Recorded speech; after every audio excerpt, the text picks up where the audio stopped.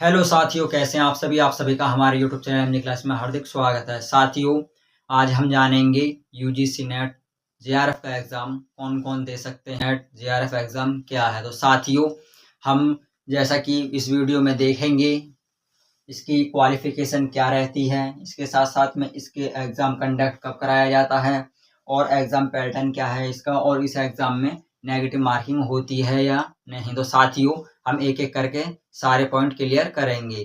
तो साथियों, यदि मैं इसमें क्वालिफ़िकेशन की बात करूँ, तो जो भी स्टूडेंट अपना मास्टर्स कंप्लीट करते हैं, यानी कि एमए, तो वो इस एग्ज़ाम में बैठ सकते हैं। यदि मैं इसकी एलिजिबिलिटी क्राइटेरिया की बात करूँ, तो इसमें मास्टर्स में जनरल कैटेगरी के लिए 55% क्राइटेरिया रखा गया है। इसके साथ-साथ में जो रिजर्व कैटेगरी है, जैसे कि हमारी ओबीसी,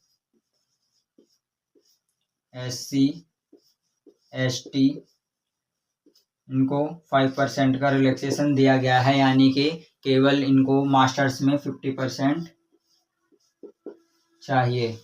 यानी कि जनरल कैटेगरी वाले कैंडिडेट तभी अप्लाई कर पाएंगे जब वो मास्टर्स में 55% के साथ अपनी मास्टर्स को कंप्लीट करेंगे। और यदि मैं रिजर्व कैटेगरी की बात करूं, तो उन सबको 5% का रिजर्वेशन दिया जाता है, यानी कि 50% पर वो इस फॉर्म को अप्लाई कर सकते हैं।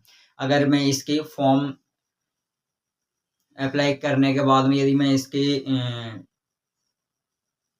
फ़ायदे की बात करूँ कि कौन सा कैंडिडेट इसमें यूजीसी नेट में पास होने के बाद या जेआरएफ होने के बाद इसके बेनिफिट क्या रहते हैं। तो साथियों, यूजीसी नेट क्लियर करके आप फ्यूचर में असिस्टेंट प्रोफेसर बन सकते हैं, यानी कि असिस्टेंट प्रोफेसर की जो सबसे न्यूनतम एलिजिबिलिटी रखी गई है, वो आपकी यूजीसी नेट क्वालिफाई रखी गई है। यानी कि जो भी कैंडिडेट अपना नेट क्वालिफाई करते हैं, तो वो असिस्टेंट प्रोफेसर के लिए एलिजिबल हो जाते हैं। इसके साथ-साथ में जिस भी कैंडिडेट का जेआरएफ क्लियर हो जाता है, तो वो आगे चलकर, जो बहुत से स्टूडेंट का सपना होता है कि हम पीएचडी करें, तो वो आगे चलकर पीएचडी में फेलोशिप प्राप्त करते हैं। यानी कि इसकी फुल फॉर्म की यदि मैं बात करूँ, तो इसका फुल फॉर्म होती है जूनियर रिसर्च फेलोशिप, जिसमें आपको एक स्टाइपेंड के तौर पर काफ़ी अच्छी अमाउंट दी जाती है। साथियों, यदि मैं इसके नेक्स्ट पॉइंट की बात करूँ एग्ज़ाम कंडक्ट की, तो ये एग्ज़ाम यूजीसी द्वारा साल में 2 बार कंडक्ट किया जाता है, जो आपके जून माह के अंदर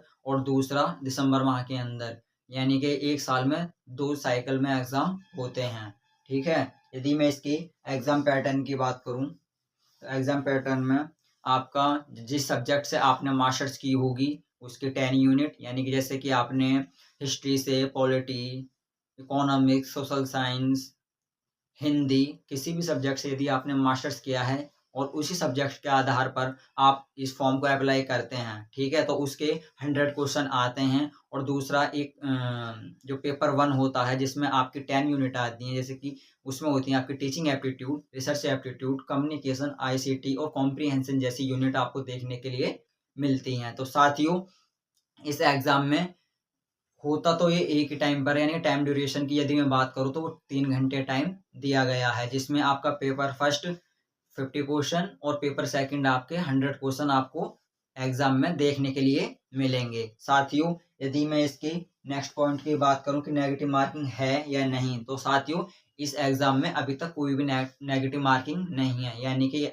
दोनों पेपर को मिलाकर, फर्स्ट और सेकंड को मिलाकर आपके 150 क्वेश्चन होते हैं, जिसमें आप चाहें तो 150 के 150 अटेम्प्ट कर सकते हैं। इसमें कोई भी नेगेटिव मार्किंग का इश्यू नहीं होता है। साथियों, यदि जानना चाहता, यदि आपको जेआरएफ की फेलोशिप के बारे में कोई भी अपडेट चाहिए या कितना अमाउंट मिलता है इसको लेकर, तो आप वीडियो में कमेंट कर सकते हैं। तो साथियों, मैं आपके कमेंट का ज़रूर रिप्लाई दूँगा। यदि आपको वीडियो अच्छी लगे, तो वीडियो को लाइक करें, शेयर करें और चैनल पर नए हो, चैनल को सब्सक्राइब करें। तो साथियों, ऐसी अपडेट पाने के लिए जुड़े रहिए हमारे चैनल से। इस अपडेट को यहीं तक रखते हैं, मिलते हैं नेक्स्ट अपडेट में। आज के लिए सिर्फ इतना ही।